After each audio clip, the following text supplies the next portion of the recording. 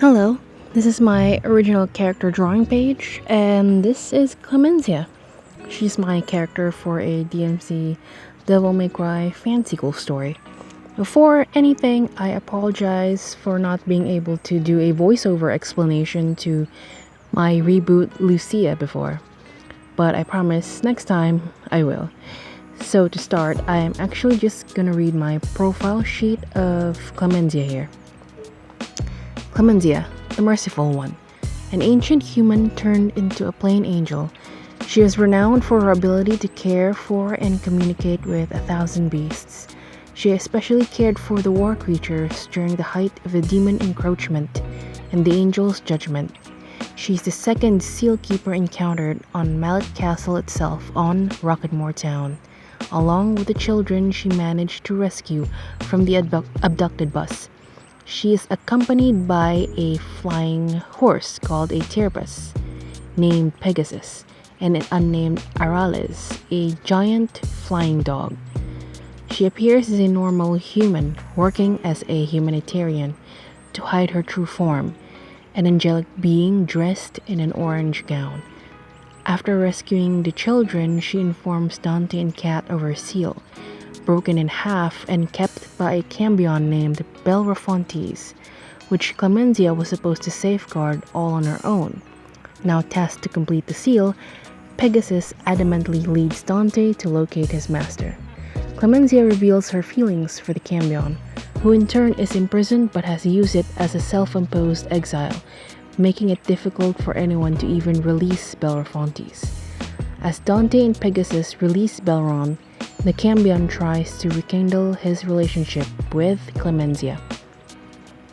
His return reconnects the seal, and Clemensia awards both Dante and Cat more information for their bestiary, the strengths and weaknesses of low to mid-level opponents, as well as being able to have an amiable time with the flying dog, whom they named Greyfang Bjorf.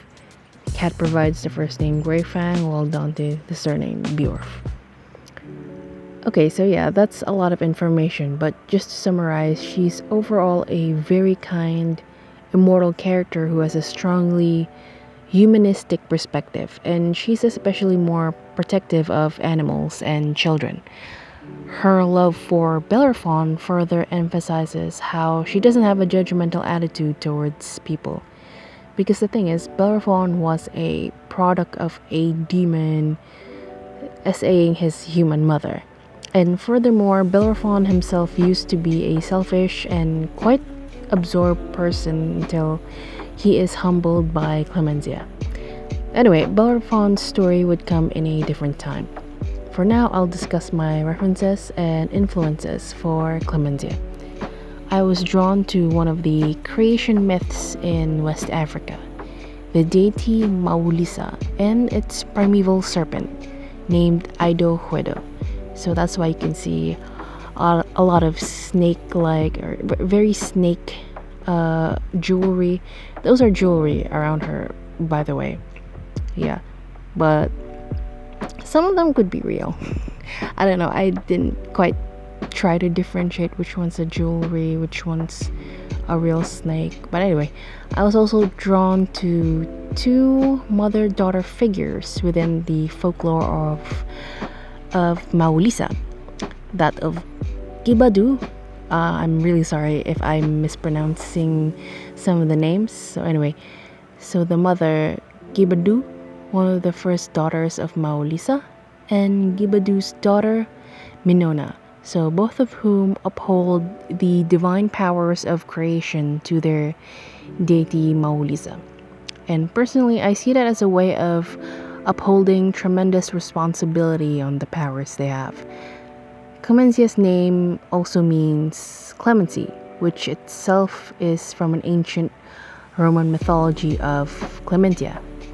She's a personified virtue attributed to Julius Caesar, and the cult's activities are yet to be known by scholars. But overall, Clementia, the Roman myth of Clementia, is about the virtue of being giving forgiveness and leniency. Overall, Clemensia as a character reveals how she bears responsibility over her powers, to the point that she had to suppress them to hide from both angels and demons. Clemensia is immensely powerful. She can alter reality, and with a sweep and swish of her long garments, she can make her enemies vanish as if they've never existed. That is considered a very merciful way to die. Because of her very humane personality, she mostly protects and gives aid to the helpless, especially children and animals. She takes it upon herself to care for them, but the cruel irony was that she cannot fully help those who are in need, as she has been in hiding for centuries now, meaning she has been living alongside humans and had to endure their suffering as a helpless, long-living immortal. So Clemensia's journey is for her to finally break out of this shell of absorbing the trauma of others, as well as her self-doubt and self-blame as a powerful being. And she finally just has had enough and goes on to fully support Dante's journey. My main reference model for her is Philomena Quao, a British Ghanaian model, and mostly also using plus-size models for her proportions. So yeah, that's it. That's my explanation for my character Clemensia. I hope you enjoy the rest of the illustrations that I'm doing and the free lo-fi tunes.